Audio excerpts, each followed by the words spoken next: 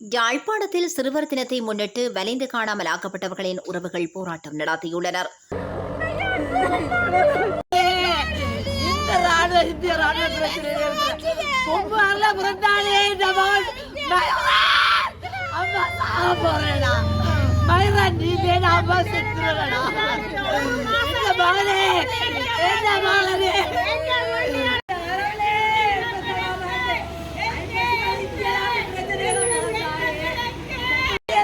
சிறுவர் தினத்தை முன்னிட்டு வலிந்து காணாமல் ஆக்கப்பட்டவர்களின் உறவுகள் சங்கத்தின் ஏற்பாட்டில் யாழ்ப்பாணம் IOM அலுவலகத்திற்கு முன்பாக இன்று செவ்வாய்க்கிழமை காலை போராட்டம் நடைபெற்றது.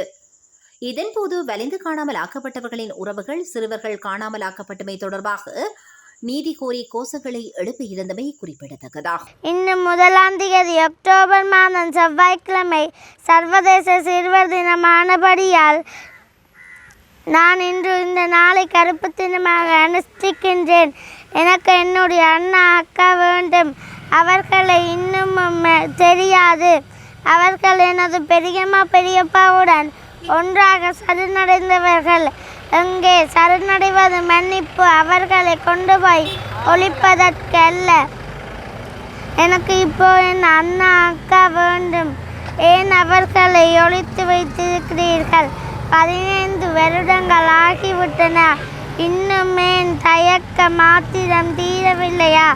அவர்கள் ஆயுதம் தூக்கியவர்களா? ஏன் இவ்வளவு கொடூரமான கொடுமை? அவர்கள் இப்போ எப்படி யாரை நினைத்தபடி இருக்கிறார்களோ எனக்கு தெரியாது. நன்றி, வணக்கம்.